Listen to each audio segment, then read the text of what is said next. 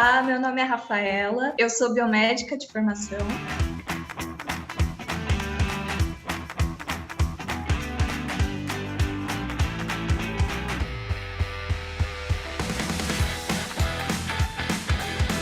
No meu mestrado, a gente quis estudar o que poderia fazer lá no cérebro começar a puberdade. Porque os cientistas sabiam há muito tempo que, além das mudanças corporais, alguma coisa acontecia lá no cérebro, no começo da puberdade.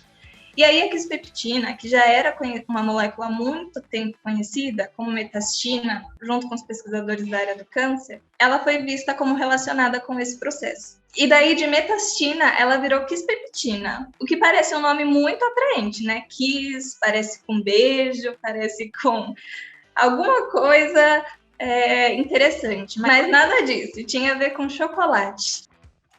A quispeptina, o estudo que relacionou ela com a puberdade, foi feito na cidade chamada Hershey's, nos Estados Unidos.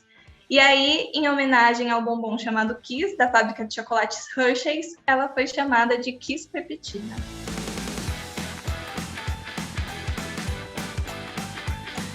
A gente viu na literatura que a quispeptina, mesmo secretada no cérebro, ela passava a circular no corpo e ainda era secretada na urina. Então, veio a ideia de dosar essa proteína na urina para ver se durante a puberdade e no início dela, os níveis se modificavam. No final disso, a gente viu uma diferença entre pessoas do sexo feminino e masculino. O padrão de secreção no sexo masculino realmente mostrou um aumento dessa molécula, da secreção dessa molécula. Apesar disso, no sexo feminino não foi visto nenhuma alteração. Ela mantém um padrão de secreção desde o começo da puberdade até o final dela. E aí isso é interessante porque mostra que mais estudos devem ser feitos para entender ainda o mistério do que é que faz a puberdade se desencadear, como essas moléculas se interagem no cérebro, como elas se conversam para que o corpo passe pela puberdade. A escolha da urina foi porque era muito mais fácil, por exemplo, pedir para um adolescente coletar a urina do que ter que coletar o sangue. Os métodos padrões de avaliação de substâncias que circulam no corpo é feito principalmente por coleta de sangue. Como a gente sabia que a quispeptina poderia também ser mensurada na urina, a gente optou por essa avaliação.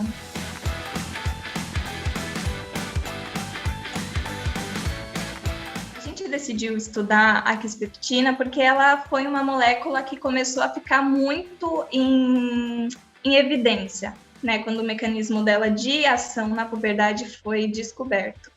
E não tinham muitos estudos sobre se ela poderia ser mensurada e utilizada como um método de avaliação do desenvolvimento puberal, de estadiamento da puberdade. E para a gente isso era muito importante, porque a gente, para relacionar outras variáveis como ansiedade, variação de humor com a puberdade, a gente teria que ter uma forma de medir ela. E para medir a puberdade e os avanços dos estágios, além do método padrão ouro, que é a avaliação médica, a dosagem e avaliação de quispeptina seria uma possibilidade. Além de ter outras ações na puberdade e na fertilidade, a quispeptina também foi vista como uma molécula que poderia ser usada como tratamento de puberdade precoce, por exemplo, casos de infertilidade. Então, entender os mecanismos de ação dessa molécula e colocar, né, o nosso pedacinho de conhecimento no estudo dela foi também importante. Eu sou biomédica de formação e eu decidi que eu gostaria de ser biomedicina porque lá no ensino médio eu estudei numa escola pública na minha cidade, em Ribeirão Pires.